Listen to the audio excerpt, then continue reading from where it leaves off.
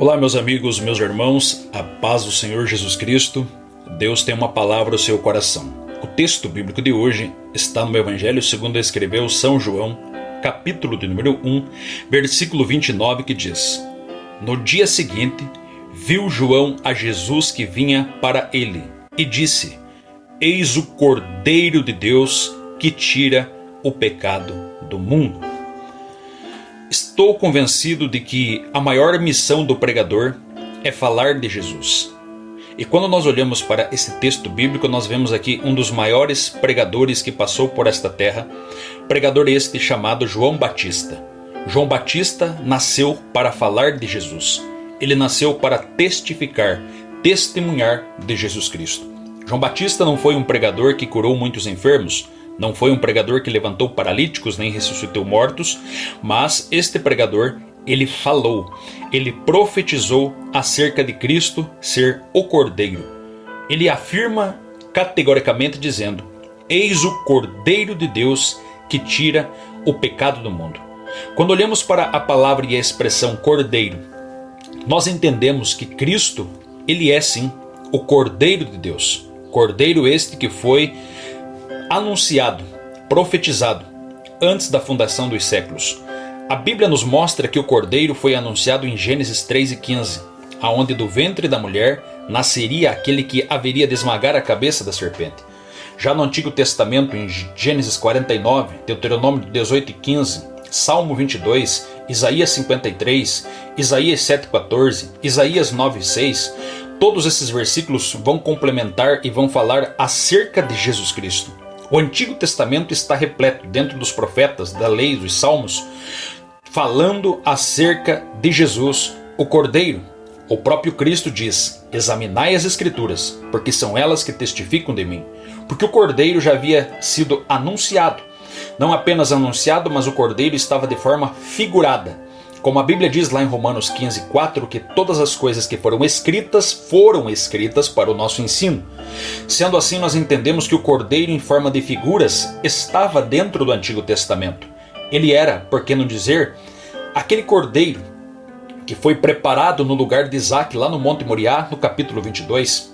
Ele simboliza também aquele Cordeiro que foi sacrificado quando o povo de Israel sai do Egito lá em Êxodo capítulo 12.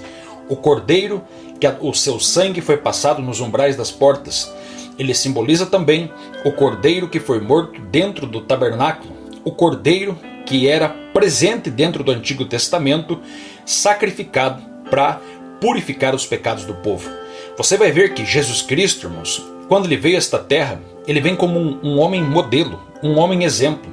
Todavia, o maior exemplo que ele vai dar e o maior benefício que ele vai trazer é morrer na cruz do Calvário como o Cordeiro de Deus. Um Cordeiro puro. Um Cordeiro que veio para substituir os meus e os teus pecados. No sentido de que ele se fez substituto no nosso lugar.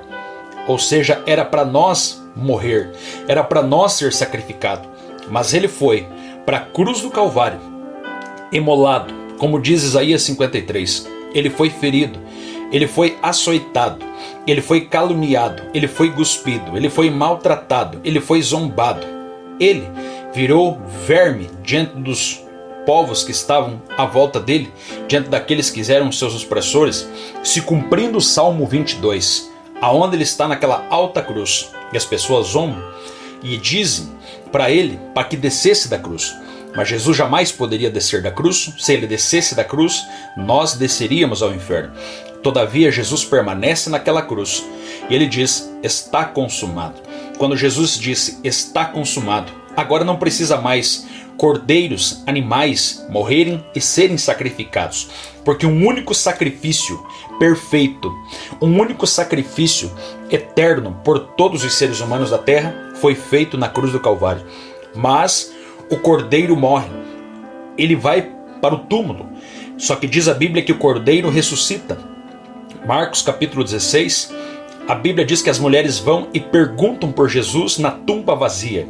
E o anjo diz: por que procurais aquele que vive dentre os mortos? Apocalipse 1:18 ele vai dizer assim: estive morto, mas estou vivo para todo sempre.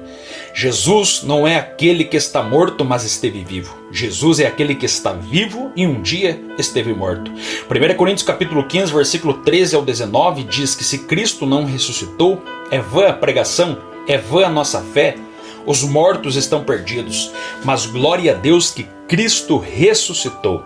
E ele disse: estarei convosco todos os dias até a consumação dos séculos. Mas o Cordeiro está vivo e o Cordeiro reina. Apocalipse capítulo 22, versículo 1 diz que ele reina para todo sempre. Ele tem o governo da história. Ele é maior do que os reis, ele é maior do que os reinos, ele é maior do que todos os governos. Ele é digno de ser adorado.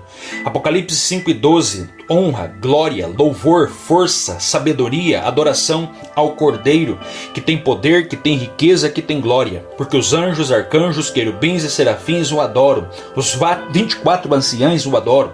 Ou seja, o Cordeiro ele é adorado. Mas o Cordeiro também voltará.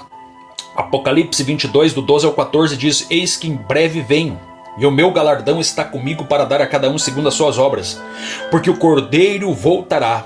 O Cordeiro vem para reinar. O Cordeiro vem para julgar também.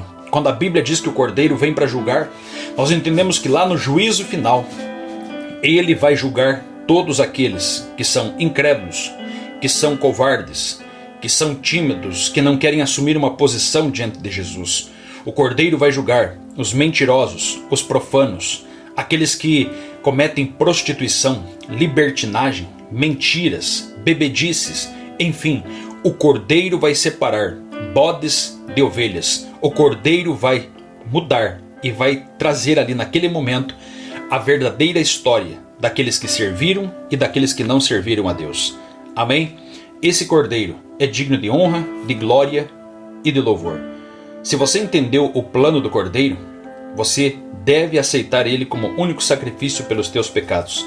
Você deve aceitar ele como único suficiente Salvador. Porque o Cordeiro te ama e você também deve reverenciar o Cordeiro. Que Cordeiro? O Cordeiro de Deus que tira o pecado do mundo. Jesus Cristo. Aquele que morreu na cruz, que ressuscitou o terceiro dia, que venceu a morte e está vivo para todo sempre.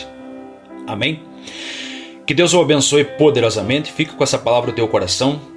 Se você se sente grato por essa palavra, deixa seu like, deixa seu comentário e não esqueça, inscreva-se nesse canal. Amém? Deus abençoe.